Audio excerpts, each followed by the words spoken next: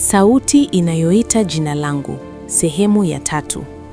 Kuna kitu kilibadilika shuleni, lakini si kila mtu alikiona.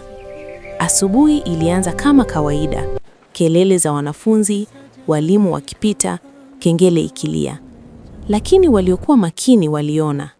Sajay alikuwepo. Alikuwa anatembea koridoni, amevaa sare yake ile ile, uso wake ule ule. Lakini macho yake hayakuwa na uhai, hayakuwa yanapepesa, na kila aliyemkaribia sana alihisi baridi ya ajabu kama upepo kutoka kaburini. Mbona yuko kimya hivyo leo?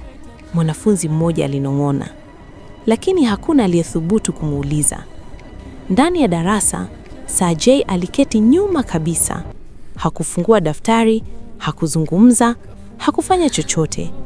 Alikuwa anaangalia tu watu, polepole, kama anawachagua. Mapumziko yalipofika, tukio la kwanza lilitokea.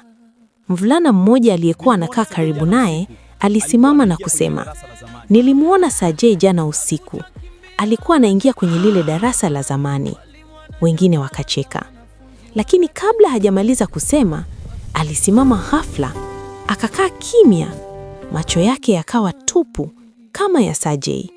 Kisha akaanza kusema kwa sauti isiyo yake, "Usiangalie nyuma yako." Wote wakageuka haraka. Hakukuwa na mtu. Waliporudi kumwangalia, yule mvulana alikuwa ameanguka chini. Alizimia. Siku hiyo, mambo yalianza kwenda vibaya. Saa ya ukutani ilisimama saa 10 kamili. Ile ile ambayo Sajay alisikia sauti kwa mara ya kwanza. Na haikusonga tena. Walimu walijaribu kubadilisha betri, haikusaidia. Ilibaki saa 10 daima. Jioni ilipokaribia, wanafunzi waliharakisha kuondoka. Lakini baadhi yao walidai kitu cha ajabu. Walipokuwa wanatoka, walimuona Sajay akiwa tayari nje ya geti. Lakini wengine walidai walimuona bado yuko ndani ya darasa. Na mmoja akaapa, alimuona juu ya paa la jengo akiwatazama. Sajay alikuwa sehemu 3 kwa wakati mmoja.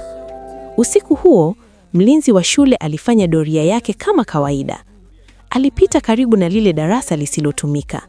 Akasikia sauti za wanafunzi ndani wakicheka, wakiongea. Akashtuka. Shule ilikuwa tupu. Polepole akasogea dirishani. Akaangalia ndani.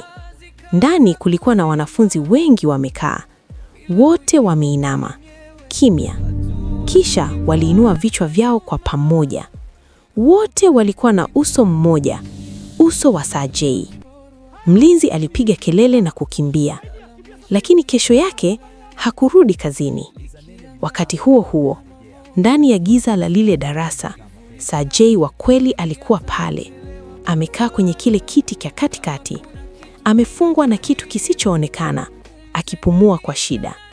Mbele yake kulikuwa na yeye mwingine, yule aliyekuwa ameenda nje, yule aliyekuwa akitembea shuleni, yule aliyekuwa anaongea na watu.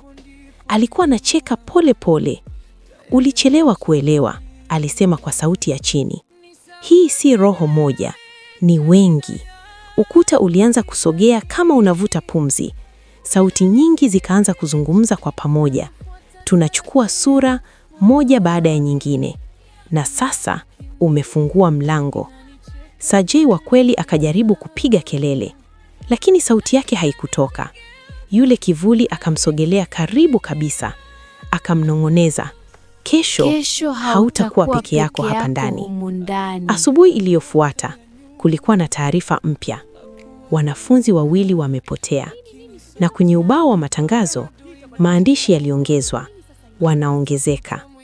Je, ni wangapi tayari wamechukuliwa? Je, Sajay anaweza kutoka kabla hajapotea kabisa? Au tayari shule imeenea nje yake? Ili kujua majibu ya maswali haya, usikose sehemu ya 4.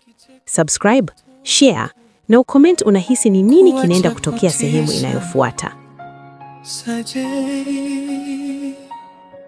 usikimbie.